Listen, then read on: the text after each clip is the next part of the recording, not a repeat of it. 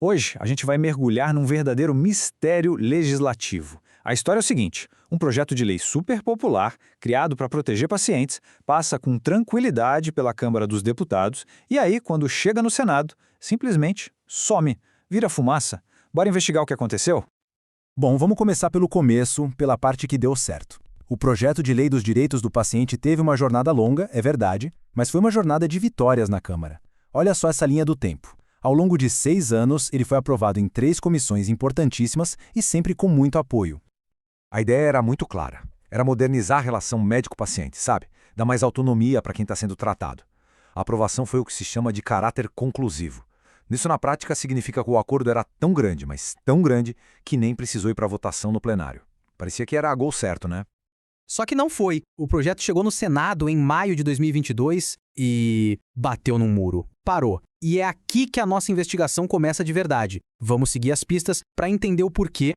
E a primeira pista não leva a gente para um grande debate político, cheio de discursos inflamados. Não. Ela nos leva para uma única sala de comissão e para um rastro de papelada, digamos, bem estranho. A primeira parada no projeto no Senado, a porta de entrada, é a Comissão de Direitos Humanos, a CDH. E é exatamente aí que ele está encalhado há anos. A chave para entender por que ele não anda parece estar em uma figura central, o relator, que é quem tem a caneta para fazer o projeto avançar ou não.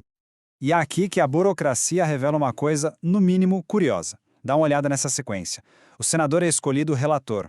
Quase 2 anos depois, ele devolve o projeto dizendo que nem faz mais parte da comissão, e aí 2 meses depois, o projeto é entregue de novo, para ele mesmo. Essa dança das cadeiras é super incomum e sugere uma estratégia para manter o projeto ali, sob controle, quietinho na gaveta.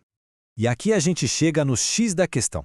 O senador Humberto Costa é médico, e ele se vê no meio de um cabo de guerra. De um lado, o partido dele, que é o autor do projeto. Do outro, a sua classe profissional, a comunidade médica, que é contra o projeto. É esse conflito de interesses que parece ser o verdadeiro gargalo que está segurando tudo. Certo. Mas por que raios a comunidade médica seria contra um projeto que dá mais direitos aos pacientes? Para entender isso, a gente precisa olhar para além do que acontece no Congresso. A gente precisa ir para os bastidores, onde tem um lobby muito poderoso, mas que atua no silêncio. Basicamente, são 2 grandes grupos agindo para barrar esse projeto. Mas, como eu disse, a estratégia deles não é fazer barulho, não é ir para a imprensa. A tática é a pressão silenciosa, de bastidor, conversando com as pessoas certas. E o argumento principal é que o projeto traria 2 ameaças gigantescas. A primeira ameaça, que é o grande pavor dos médicos, é a tal da judicialização. O que é isso? É o medo de que, com uma lei federal de direitos, qualquer vírgula fora do lugar, qualquer falha de comunicação, vire um processo na justiça, mesmo que o tratamento em si tenha sido um sucesso. No fundo, a briga é por poder. Quem decide no final do dia? O lobby médico quer que essas decisões continuem sendo resolvidas dentro de casa, sabe? Pelas regras do código de ética deles. Já o projeto de lei tira esse poder da mão dos conselhos e o entrega para os pacientes com a força da lei por trás. Aí entra o segundo lobby, o das operadoras de saúde. O medo deles é outro, e tem a ver, claro, com o bolso. O argumento é que, se os pacientes tiverem mais poder para exigir uma segunda opinião ou escolher um tratamento paliativo mais longo, por exemplo, os custos vão explodir. E, no final, o plano de saúde ficaria mais caro para todo mundo. Mas vamos supor que o projeto consiga, de alguma forma, escapar desse primeiro gargalo na Comissão de Direitos Humanos. Pois é, nossa investigação mostra que o obstáculo que vem pela frente é talvez ainda maior.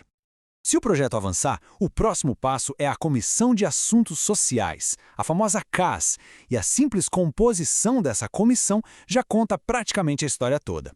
É impressionante. Dá uma olhada nessa tabela. O presidente da comissão, médico. A vice-presidente, médica. Membros titulares, suplente, a grande maioria é formada por médicos. Ou seja, não é só uma comissão. É um verdadeiro muro de interesses da classe médica que vai decidir o futuro de um projeto que a própria classe não quer. Isso cria o que a nossa apuração chamou, de uma forma bem visual, de lobby sanduíche. Pensa bem, o projeto é espremido. Por fora, pela pressão silenciosa das empresas. E por dentro, por um bloqueio de políticos que, no fim das contas, defendem esses mesmos interesses. Fica difícil passar, né? E sabe, toda essa briga política, todo esse jogo de interesses, pode parecer uma coisa distante, abstrata, Mas as consequências dessa paralisia são muito, muito reais e afetam a vida de todo mundo. São mais de 1.200 dias, mais de 3 anos. É esse o tempo que o projeto está acumulando poeira em alguma prateleira do Senado. E junto com ele, fica em espera um monte de direitos fundamentais. E não estamos falando de coisas pequenas. Olha só o que está sendo negado. O direito de desistir de um tratamento a qualquer hora. O direito de ter uma acompanhante, de pedir uma segunda opinião, de ter uma cópia do seu próprio prontuário, são direitos básicos de autonomia e informação que hoje não estão garantidos de forma clara numa única lei federal. E talvez o direito mais profundo, mais delicado que está sendo adiado seja este aqui, do artigo 21. Ele fala sobre a dignidade no fim da vida, sobre o direito de morrer sem dor e de poder escolher onde isso vai acontecer. A história desse projeto de lei, no fim das contas, não é só sobre os corredores de Brasília. É sobre uma tensão muito clara entre interesses de uma profissão e direitos humanos básicos. Isso deixa a gente com uma reflexão final. O que realmente está em jogo quando a política decide adiar a dignidade?